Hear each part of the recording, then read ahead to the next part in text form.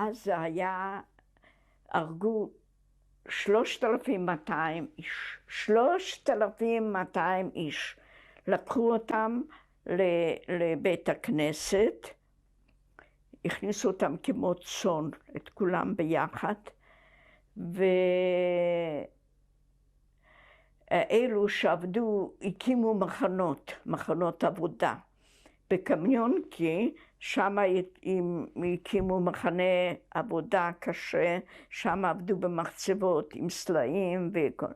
אחר כך בסקאוט אצלנו הקימו מחנה עבודה, ארבייטסלאגר, והבחורים היו צריכים לצאת וחפרו בורות, לא אמרו למה, למי, זו הייתה עבודה לחפור בורות. וחפרו בורות בנובושירקה, איפה שעכשיו כשהיינו הלכנו לשם, שם הקמנו אנדרטה.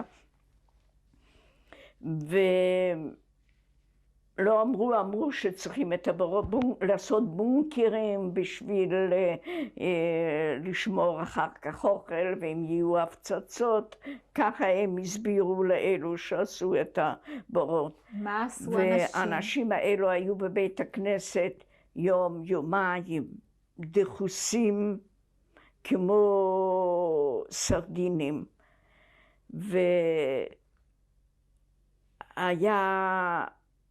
היו צעקות, היו ילדים, תינוקות,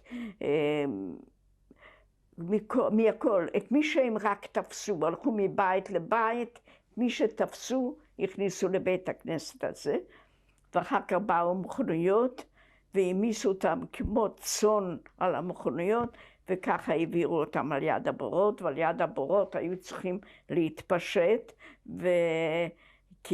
ואחר כך היו כאלו מהיהודים, האלו שחפרו את הבורות, היו צריכים לעזור לסחוב את האנשים פנימה, מי שלא נפל ישר. בין האלו היה בן הרב ברלה קראו לו, אני כל פעם מציין את זה, אני לא הייתי שם, אבל האלו היו כמה שברחו משם, מה זה נקרא ברחו? כשסרקו לבורות וזה, והם עוד היו בחיים, כי הם לא הספיקו את כולם להרוג, אז הם עשו את עצמם גם כמתים, ולא הספיקו את הכל לגמור, זה כבר היה ערב, אז בלילה 1 או 2 הצליחו לברוח, לא יותר, מכל 3,000 וזה, וזאת תהיה עדות חיה שהם מספרים איך שזה היה, ואלו שחפרו את הבורות ראו את זה.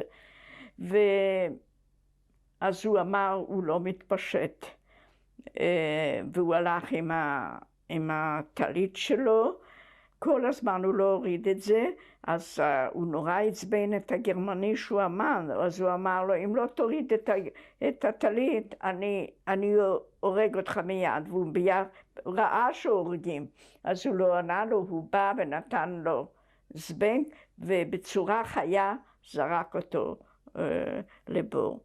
אז קמה עוד אישה אחת ואמרה, אנחנו הולכים על קידוש השם, ואתם תראו איזה תלייה מחכה לכם לגרמני הזה. אז הוא גם כן לקח אותה וזרק. אומרים שזה, קראו לאקציה הזו, דווילדה אקציה, אקציה פראית,